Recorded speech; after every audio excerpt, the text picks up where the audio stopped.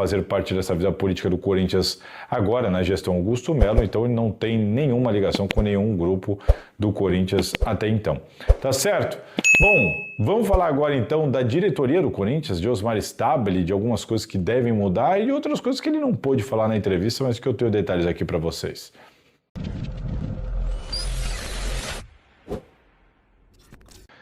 Bom, gente, primeiro que Fabinho Soldado, quando ele fala nesse primeiro momento, né, fez ali alguns elogios ao Fabinho Soldado e fala no primeiro momento que não deve ter diretor estatutário. Vamos aguardar, aguardem, porque não é bem assim. Reparem que o Osmar Stabile, ele é um cara inteligente de perceber que ele precisa agir nos bastidores. Quem conhece o Osmar Stabile nos bastidores sabe muito bem que ele não é aquela calmaria toda que vocês veem na entrevista coletiva. O Osmar Stabile é um cara duro, é um cara firme, é um cara que, por exemplo, nas negociações é muito firme, muito duro, de voz elevada, né?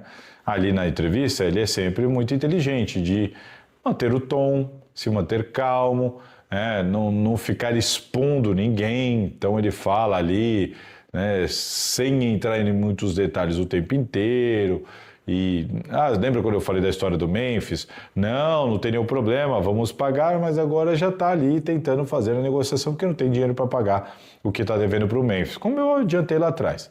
E agora o Fabinho Soldado, que está sendo muito pressionado e há um descontentamento de algumas atitudes, inclusive do Osmar Stabile, quando ele é questionado na coletiva, não, Fabinho está aqui e tal. E é isso, esse Osmar Stabile, que eu acho até inteligente nessa área. Ele ficar expondo e criando crise. Tá certo ele. Mas as informações que são minhas de apuração sim, o clube estuda colocar um diretor estatutário. Não se surpreendam se daqui a um tempo aparecer um diretor estatutário no departamento de futebol, apesar do presidente ter dito que neste primeiro momento não deve ter. Pode ser que não tenha agora. Mas muito em breve o Corinthians deve ter um diretor estatutário no departamento de futebol. Muito em breve a gente pode ter alguma mudança, até mesmo no Fabinho Soldado, ou não. E também no Alex Brasil, que é o executivo de futebol das categorias de base. Todos estão sob pressão neste momento. Que mais? Essa coisa de dinheiro para pagar tudo isso que o Corinthians está devendo, o Corinthians tem alguns adiantamentos para fazer. E no final do ano o Corinthians recebe mais uma grana de TV e tudo mais, e vai que pega um título de Copa do Brasil de repente. Então assim, o Corinthians está tentando jogar muito dessa dívida lá para frente, baseado nisso, de que vai pingar mais dinheiro lá na frente, e agora tentando resolver a parte emergencial. Para essa parte emergencial, tem os empréstimos que foram feitos, os adiantamentos que foram feitos, e deve pingar também agora os 25 milhões do contrato da Nike, enfim, entre outros recursos que devem o Corinthians receber para esse momento. Entre as mudanças agora, como ele está consolidado, o presidente do Corinthians, não mais de maneira interina, ele vai começar a fazer as suas mudanças. Então agora a gente deve começar a perceber nomeações em diversos departamentos e também algumas trocas que devem acontecer. Leonardo Pantaleão era o responsável pelo departamento jurídico, ele vem agora para o Conselho Deliberativo, abre este espaço e ele deve ser ocupado pelo doutor Pedro Soares, que a gente fala, o Pedro do Core, né, que estava no Core esse tempo todo, fazendo todo esse trabalho no Core como primeiro secretário do Core. O doutor Pedro deve se tornar o novo diretor jurídico do Corinthians. Ele que é da Chapa 11, ele deve se tornar o novo diretor jurídico do Corinthians, doutor Pedro, tá certo? Eu tinha comentado aqui com vocês, isso deve se confirmar muito em breve. E a gente vai começar a perceber algumas mudanças e algumas alterações. Isso está gerando também certo desgaste. Porque, por exemplo, o Armando Mendonça é o vice-presidente e ele queria, na diretoria jurídica, outra pessoa. Ele tinha ali outros nomes para indicar, um outro nome de preferência. Não deve entrar o nome de preferência do Armando, deve entrar o nome de preferência do Osmar Stabile, que vai ser o doutor Pedro. E existem pedidos e conversas e articulações, porque todo mundo quer ter os seus desejos atendidos. Não é só o Armando Mendonça sobre a Chapa 82. Não, muitos cargos de pedidos de diversas chapas que foram articulados durante esse período de apoio, né, de campanha entre aspas, e que devem começar agora a serem cumpridos. Vamos ver se todos serão cumpridos. mas muitos devem ser cumpridos a partir de agora. Em cima disso, eu quero falar sobre a manifestação do Alê, presidente da Gaviões da Fiel, hoje na entrevista coletiva do Osmar Stabile. Primeiro de tudo, que eu entendo que ali não era um lugar de manifestação da torcida organizada. Né? Não tenho absolutamente nada contra, mas pelo contrário, né? Todo mundo que me conhece sabe quanto eu gosto da torcida organizada, quanto eu respeito a torcida organizada, quanto eu defendo, inclusive, as lutas das torcidas organizadas sobre sinalizador e tudo mais. Mas eu entendo que ali não é o lugar de torcida organizada. Estávamos ali, né? Estávamos, que eu digo, a cena que estava posta ali, era o presidente do Corinthians eleito para uma entrevista coletiva à imprensa. No meu entendimento, ali não é o lugar de ter torcedor organizado. Esse é o meu entendimento. Cada um no seu espaço. Depois, se ele quisesse sair para atender a torcida organizada em outro espaço, ok, eu sou completamente a favor, acho que eles deveriam ter essa conversa sem nenhum problema, só entendo que ali não era o lugar. O Romeu Tuma Júnior saiu do clube, foi lá fora, pegou os líderes das organizadas e trouxe para dentro para participar da entrevista coletiva à imprensa. Não concordo com essa dinâmica. Eu, Thiago Salazar, não concordo. Sou a favor de que tenha a conversa, mas não dessa maneira. Não no meio da entrevista coletiva à imprensa. Não concordo. Um outro ponto. Não concordo também com a manifestação do Alê. Respeito muito o Alê e tudo mais, mas não concordo.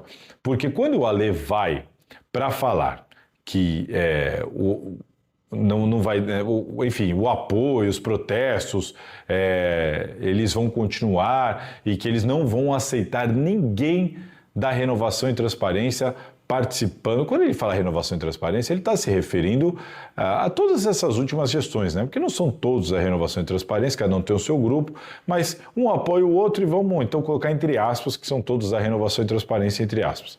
E que eles não vão aceitar ninguém da renovação e transparência no governo do Osmar Stabile. Cara, aí para mim é um discurso muito populista e muito raso, com todo o respeito, mas é populista e raso porque está fora da realidade.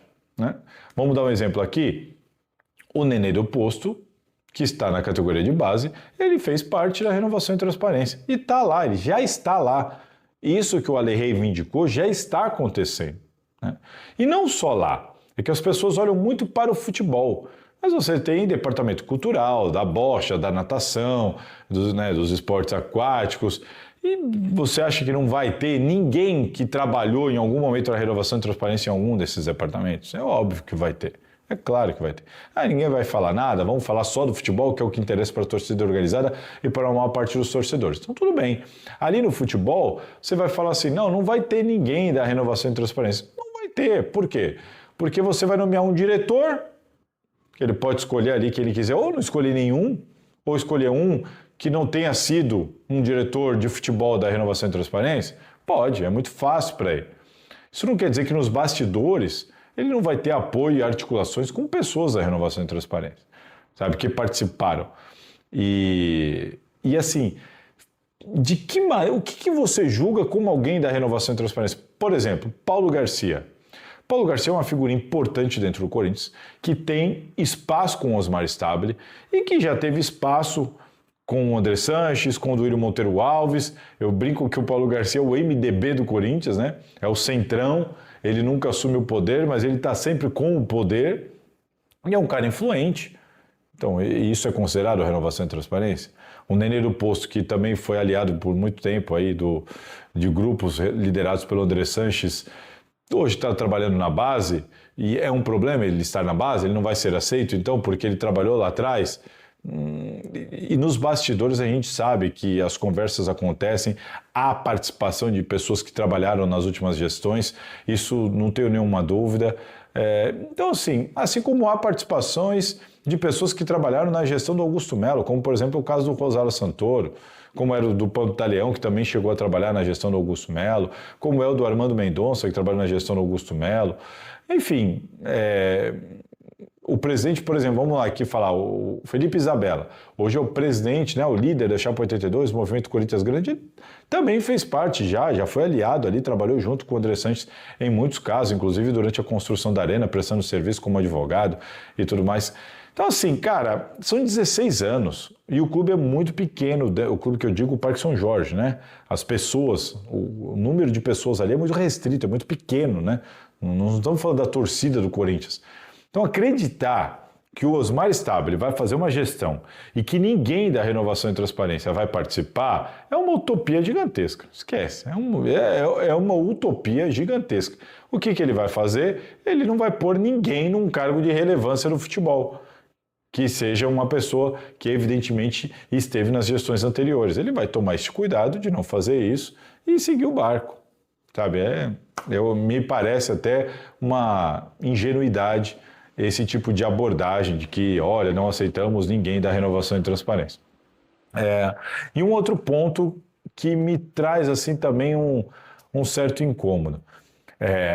A Gaviões da Fiel está emplacando um discurso que é um discurso dos líderes, dos apoiadores do Augusto Melo. E eu, sinceramente, tenho para mim que o Augusto Melo foi o pior presidente da história do Corinthians. Tenho para mim não, foi o pior presidente da história do Corinthians. Então, assim, a Gaviões vira e fala, nós não queremos ninguém do Augusto e ninguém da Renovação e Transparência é uma coisa. Agora, quando você toma um partido, e a Gaviões, que ajudou a eleger o Augusto Melo, demorou para soltar a mão do Augusto Melo, como eles mesmos falam, né? Então tem responsabilidade nisso, né? E aí ela vai e fala, olha, ninguém da Renovação e Transparência, nós não vamos aceitar. Ok, acho até compreensível, justo, não, apesar de eu achar uma ingenuidade, porque isso não vai acontecer, é utopia, mas eu acho o pedido, uma solicitação justa, compreensível, mas só da Renovação e Transparência? Então tudo bem se tiver gente do Augusto Melo lá? Não, aí não, meu amigo. Aí não faz sentido nenhum. De novo, 2 pesos e 2 medidas. De novo, abraçando um discurso que é do Augusto Melo. Um cara que foi empichado do Corinthians. Pelo conselho e pelos sócios. E está respondendo para não ser preso por ter roubado o Corinthians, segundo a polícia. Então, por que isso não é citado nessa reivindicação? É isso que eu não consigo entender. Por que nessas reivindicações o grupo apoiador do Augusto Melo não é citado? Só o grupo apoiador da Renovação e Transparência. Não estou falando que não tem que falar da Renovação e Transparência. Eu estou dizendo por que um é citado e o outro não. Sendo que esse aqui acabou de acontecer e a gente está com tudo bem fresco ciente do que aconteceu, do que eles fizeram. Jogaram as despesas lá para cima, renovações esquisitas, estranhas, com empresas clandestinas, com multas rescisórias elevadas antes de sair, para um amigo aqui, um amigo ali, né? Como foi no caso do Bocato, como foi no caso das empresas de segurança. Estes contratos absurdos que foram feitos, as dívidas que foram deixadas, o déficit que foi deixado, a conclusão da polícia e do Ministério Público. E aí tudo bem? E aí não aparece nas reivindicações da torcida organizada? A torcida ir lá e falar não queremos, por exemplo, não queremos o Roberto de Andrade, enfim, qualquer um ligado à Renovação e Transparência, não queremos mais aqui no futebol. Ok, mas e do Augusto Melo tudo bem? Ninguém fala nada? Da gestão dele pode? Então assim, essa história que para mim não cola. E para mim a Gaviões deixa muito a desejar nesse momento. Perde uma grande oportunidade. Perde uma grande oportunidade de passar isenção, isonomia, mostrar que não está preocupado com A nem com B, de que não está ajudando nem A nem B, porque a Gaviões declaradamente apoiou o Augusto Melo. Então, para ela romper com o Augusto Melo, ela precisa mostrar que rompeu, na minha opinião. Mostrar que rompeu. Não é, soltamos a mão. Soltamos a mão, não. Rompeu ou não rompeu? E é esquisito, porque a renovação e transparência tem os seus defeitos, mas a gestão Augusto Melo também tem os seus, e olha, eles são bem pau a pau, viu? Aí que a renovação e transparência, não, mas deixou 2 bilhões, verdade, porque ficou 16 anos. Nessa pegada que o Augusto Melo estava, meu amigo, se ele ficasse 16 anos, por exemplo, a situação ia estar muito pior. É só pegar os números. Então, eu espero de verdade que a Gaviões continue fiscalizando, continue em cima, mas que ela não tome partido para um lado ou para o outro, que ela fiscalize a todos de maneira igualitária. Então vai lá e olha, não queremos ninguém da renovação e transparência e nem dessa gestão do Augusto Melo. Porque então dá a impressão assim, então se o Osmar Stabile quiser colocar o Marcelo Mariano lá, que era funcionário dele, se ele quiser colocar o Marcelo Mariano lá, tudo bem? Se ele quiser trazer o Sérgio Moura de volta, tudo bem? Acho que não, né? Mas o que a Gaviões fez hoje lá na manifestação da lei não foi deixar isso claro. Falou só da renovação e transparência. E do outro lado, tudo bem trazer aqueles caras de volta? Então, isso precisa ser lembrado e reforçado, assim como é lembrado e reforçado a situação das pessoas que estiveram envolvidas nas últimas gestões e que participaram dessa dívida que deixaram para o clube. Então, esse trecho final dos eventos hoje no Parque São Jorge me chamou a atenção e eu não concordo. Não deveria ter acontecido ali daquela maneira e a manifestação também, para mim, é uma utopia e, além disso, acho que o Alê perdeu uma grande oportunidade de mostrar que a Gaviões não está preocupada nem com o Andrés, nem com o Augusto Melo, que ela quer um Corinthians novo, melhor, com pessoas novas e para frente, cada vez para, enfim, almejar uma superação dessa fase difícil. Para mim é isso. O discurso tem que ser, olha, não estamos nem com esse, nem com aquele, tem que apurar tudo, tem que ter uma gestão profissional e vamos embora. Agora ficar batendo na tecla só de um lado e fingir que esquecemos o outro aqui que acabou de acontecer e ninguém fala nada, depois da própria organizada ter apoiado esses caras, não acho que é por aí o caminho. Tá certo? Eu já ia me esquecendo sobre a reforma estatutária. Tem muita gente acreditando aí que fiel torcedor vai votar na próxima eleição. A informação que eu tenho é que não vai não. De que fiel torcedor só deve começar a votar a partir da eleição seguinte.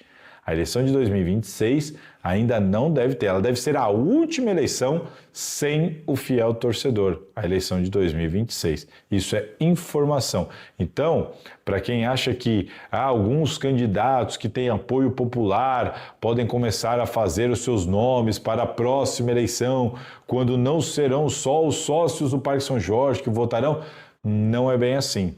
A reforma estatutária deve acontecer até o final deste ano, mas a eleição de 2026 ela deve ser a última sem a participação do fiel torcedor. A partir da eleição seguinte é que o fiel torcedor deve ser inserido de alguma maneira ou de outra, porque de que maneira ele vai ser inserido, isso ainda também não está definido, tá? Essa é uma informação importante para vocês, porque muitos aí falaram aqui do André Castro, dele ter se jogado agora para se lançar para 2026, contando com o apoio popular, enfim, com 14 votos dentro do Conselho, mesmo entre os associados do Parque São Jorge. Muita gente descredibilizou completamente essa proposta, que é uma proposta de fato absurda, sem pé nem cabeça, que não se sustenta e não deve ser ele um candidato, entre aspas, forte para a próxima eleição por causa disso tudo que eu expliquei para vocês. Tá certo? É isso. Informação, análise e opinião, como sempre aqui para vocês, de maneira serena, sem sensacionalismo, trazendo de fato informação para que vocês entendam o que está acontecendo, o que deve acontecer e qual que é o cenário dentro do Parque São Jorge nesse momento. E agora é seguir e ver como é que vai ser a vida do Corinthians.